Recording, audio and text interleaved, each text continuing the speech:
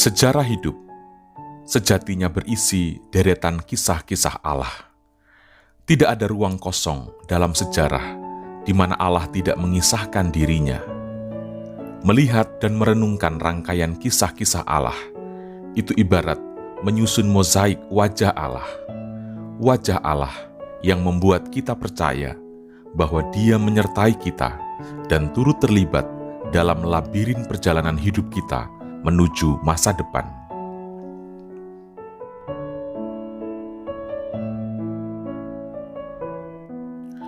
Surian, sebuah desa berpenduduk masyarakat sederhana, menjadi tempat terberkati. Rahmat Allah bekerja tanpa memandang dosa. Rahmat Allah tidak menunggu kesempurnaan. Rahmat Allah adalah sebuah kepercayaan. Tepat pada 20 Mei 2019, Uskup Keuskupan Banjarmasin menetapkan wilayah yang meliputi Kecamatan Haruai, Muara Uya, dan Jaro sebagai wilayah persiapan paroki baru yang akan berpusat di Desa Surian, Kecamatan Haruai.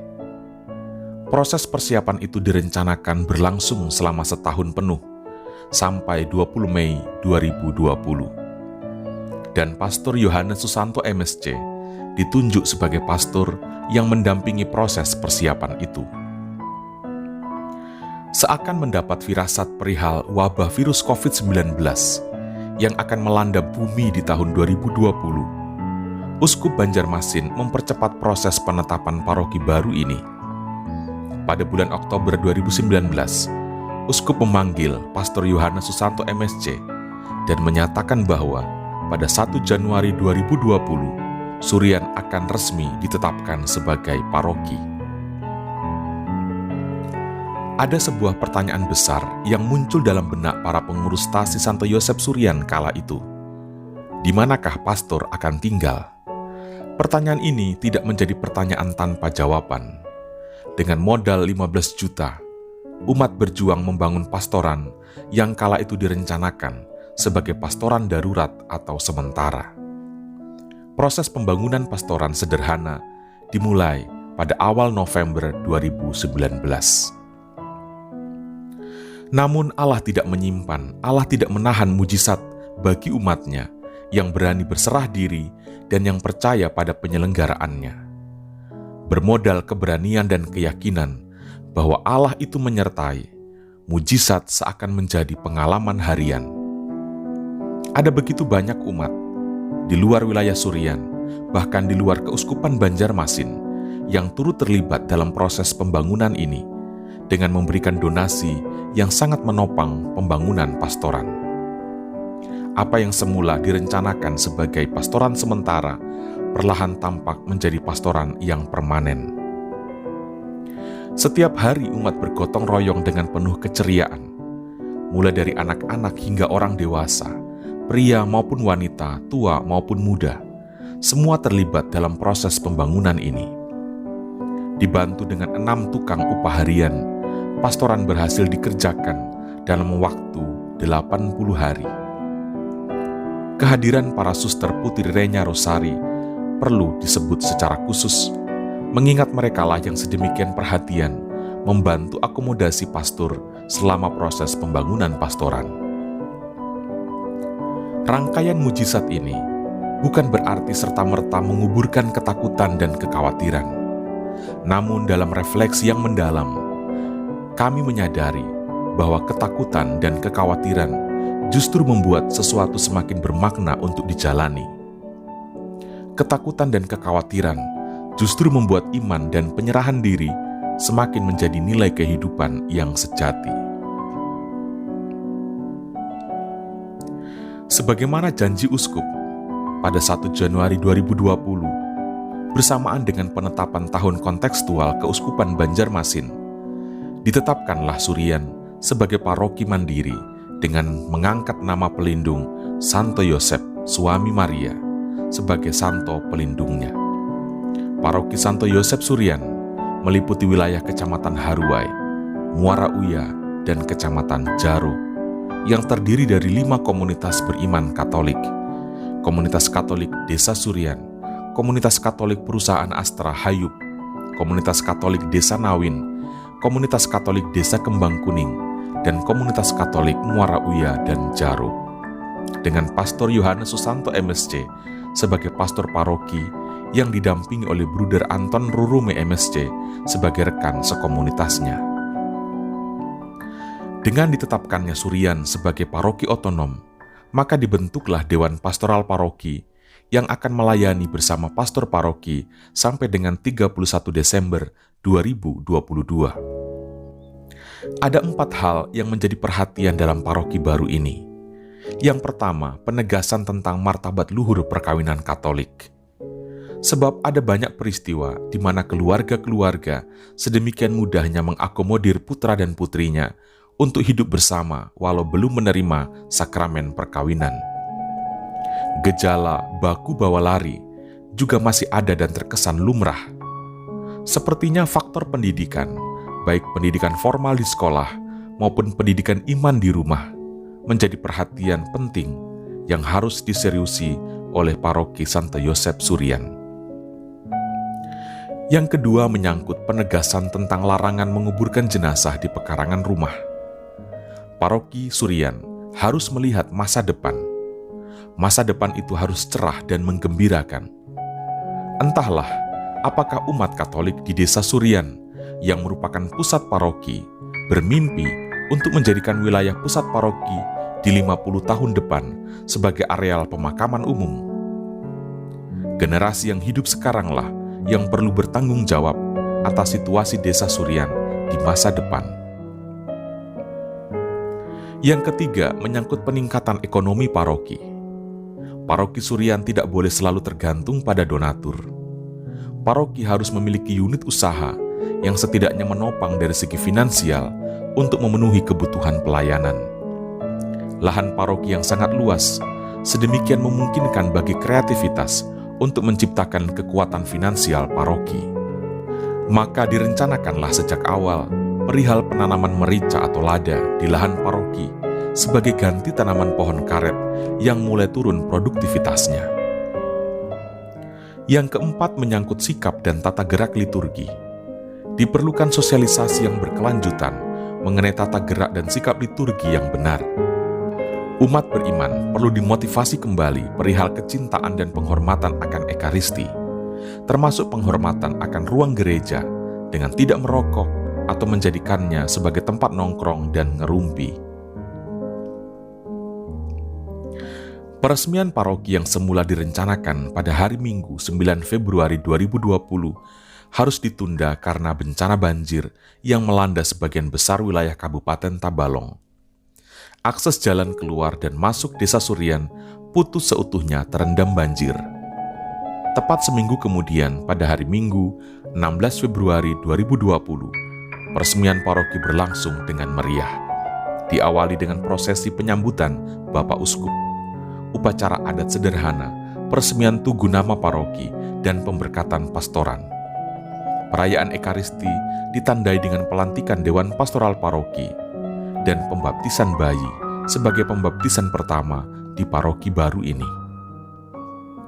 Walaupun di tengah derasnya hujan di hari itu, perayaan tetap berjalan dengan penuh semangat.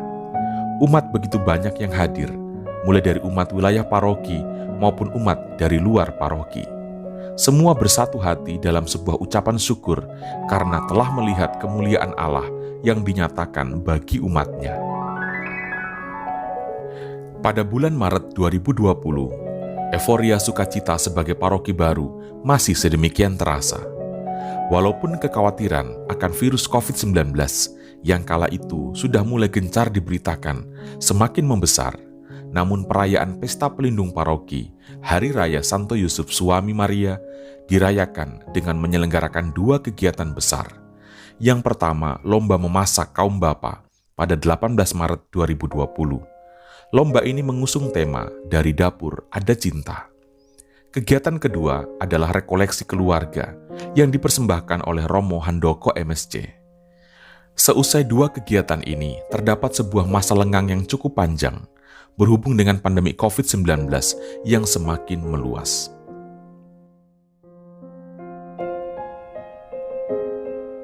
Kita mengambil bagian dalam catatan penting sejarah Gereja Universal, bahwasanya Paskah yang merupakan perayaan terbesar iman kekatolikan harus berlangsung dalam kesunyian. Ada rasa haru saat melihat dokumentasi yang memenuhi grup-grup WhatsApp kita.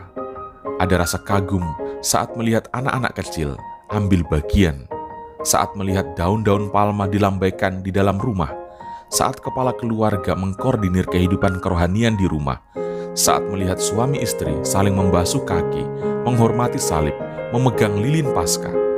Ada rasa haru saat kita berbaris di depan rumah di pinggir jalan seusai beribadat hari Minggu Paskah 12 April, menanti imam, bruder dan suster yang membagi komuni kudus di hari itu. Sebuah istilah Ecclesia Domestica sedang terjadi. Di desa Surian terdengar sayup-sayup. Di beberapa rumah lantunan lagu-lagu Maria menunjukkan keluarga atau beberapa keluarga sedang berdevosi kepada Bunda Maria. Semarak bulan Maria terdengar dan terlihat dalam ramainya grup WhatsApp di stasi maupun paroki. Setiap keluarga memposting dokumentasi perayaan devosi mereka di rumah. Pada bulan Juni 2020, rangkaian perayaan liturgi masih harus dirayakan di rumah masing-masing. Namun pelbagai kegiatan non-liturgis seperti distribusi bantuan-bantuan sosial, pendataan keluarga yang perlu mendapat perhatian khusus, dan perhatian bagi persiapan hidup berkeluarga berupa kursus persiapan perkawinan tetap dilangsungkan. Patut disyukuri bahwa pada Kamis 18 Juni 2020, Keuskupan Banjarmasin membeli sebidang tanah di bawah tata kelola Paroki Surian. Pada Kamis 25 Juni 2020, dengan penuh sukacita, Taman Kanak-Kanakan Frida Surian menyatakan kelulusan bagi 6 siswa Taman Kanak-Kanak. Semoga pelayanan para suster di bidang pendidikan menjadi pintu masuk yang baik bagi semakin terwujudnya kerajaan Allah di Paroki Surian. Juli 2020 menjadi bulan kabar sukacita bagi umat yang merindukan Ekaristi. Bapak Uskup Keuskupan Banjarmasin telah mengizinkan untuk membuka gereja bagi umat beriman sejak 25 Juli 2020. Untuk pertama kalinya di Paroki Santo Yosef Surian diselenggarakan upacara bendera dalam rangka perayaan Hari Ulang Tahun Republik Indonesia ke-75. Upacara bendera berlangsung dengan khidmat. Inilah upaya untuk memupuk nilai yang ditanamkan oleh Monsinyur Sugio Pranoto, yakni 100% Katolik, 100% Indonesia. Kesadaran tentang perlunya penambahan pengetahuan iman kekatolikan bagi kaum muda, maka pada bulan ini dimulailah sebuah kegiatan yang dinamakan KIK 60, Kelas Iman Katolik 60 Menit, yang diselenggarakan setiap hari Jumat pukul 16 sampai 17 sore. Setelah menjalani perutusan selama 6 bulan, pada tanggal 11 Agustus 2020, Bruder Antonius Rurume meninggalkan Paroki Surian untuk menjalani tugas perutusan baru di Saumlaki, Tanimbar. Pada bulan Kitab Suci Nasional tahun ini, pendalaman Kitab Suci diselenggarakan di keluarga masing-masing dengan buku panduan yang telah disediakan. Paroki menyelenggarakan 2 kegiatan besar, yakni lomba membaca kitab suci tingkat dewasa dan lomba bertutur kitab suci tingkat anak-anak dan remaja. Kegiatan berlangsung dengan sangat meriah. Pada bulan ini, tepatnya pada 18 September 2020, tibalah tenaga pastoral baru, rekan sekomunitas bagi pastor paroki, yakni Bruder Willy Lenggari MSC. Kehadiran Bruder Willy membawa situasi yang berbeda. Dengan keceriaan dan segudang pengalamannya, ia turut bersama dalam tugas pelayanan Kerajaan Allah di Paroki Santo Yosef Surian. Ave Maria Gratia Plena. Sayup-sayup dari kejauhan terdengar lagu-lagu Maria dilantunkan. Seluruh umat bersatu dalam doa rosario dan mempersembahkannya secara khusus bagi para penderita COVID-19. Khususnya beberapa anggota umat kita yang terpapar di bulan Oktober ini. Doa adalah kekuatan kita sebagai orang beriman. Oktober menjadi bulan penuh makna bagi Tarekat MSC maupun Tarekat Putri Renya Rosari.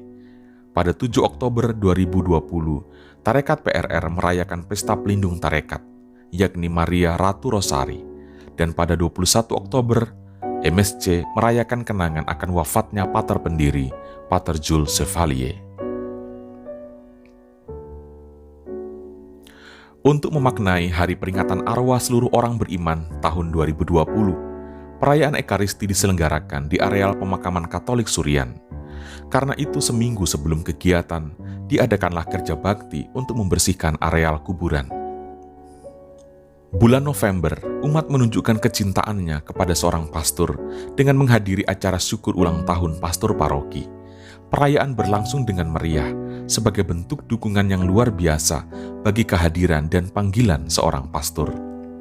Demikian juga ketika perayaan pembaruan kaul Suster Maria Rosa Mistika PRR, umat sedemikian menunjukkan perhatian dan dukungannya bagi panggilan hidup membiara dengan menyelenggarakan acara yang sedemikian meriah.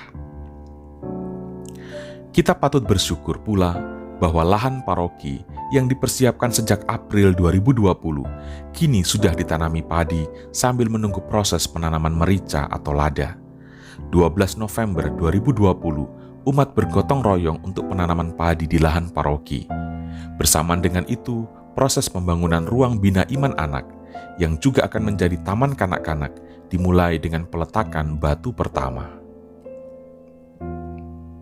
Pada bulan ini diselenggarakan untuk kedua kalinya di tahun ini kursus persiapan perkawinan yang diikuti oleh 7 pasang calon nikah. Semoga dengan kegiatan ini kualitas hidup berkeluarga semakin membaik. Akhirnya kita tiba di bulan terakhir di tahun 2020. Segala kesibukan terarah kepada Natal, mulai dari pertemuan rapat panitia Natal, penyelenggaraan rekoleksi oleh Bruder Willy, sampai pada kegiatan-kegiatan kemasyarakatan berupa pemasangan lampu-lampu hias yang semakin menyemarakkan Natal 2020.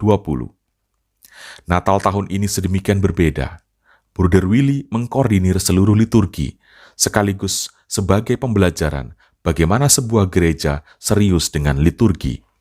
Mulai dari misdinar, pemimpin lagu, sampai dengan lektor pemazmur, semua berada dalam satu komando persiapan merayakan Natal dalam kesiapan yang maksimal.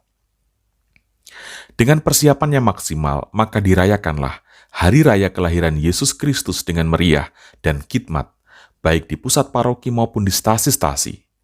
Inilah Natal pertama kita, Paroki Santo Yosef Surian, Natal pertama yang ditandai dengan pembaptisan 11 bayi ke dalam gereja Katolik.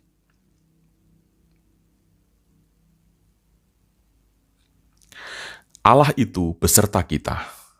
Tidak ada ruang kosong, tidak ada proses yang tidak diisi dan dijalani bersama Allah. Hanya kita manusia yang terkadang tidak sabar dengan proses yang Allah sedang kerjakan. Kita manusia yang acap kali mudah protes terhadap proses Allah dalam menyertai umatnya. Tahun 2020 menjadi tahun pembuktian bagi kita, Paroki Santo Yosef Surian, bahwa Allah itu sungguh-sungguh nyata dan berproses bersama kita umatnya. Mujizat Allah menjadi pengalaman harian bagi kita.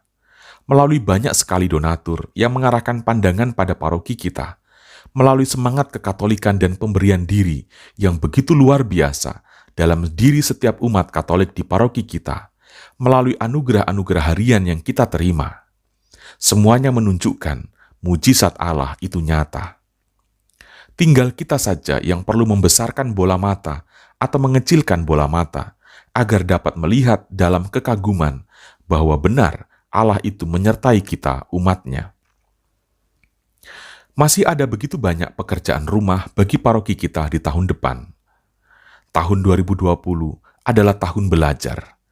Pertanyaannya, layakkah kita naik kelas di tahun depan? Yang pasti tahun 2021 nanti masih akan menjadi tahun belajar bagi kita. Selamanya kita adalah murid di depan Guru Agung kita, Yesus Kristus.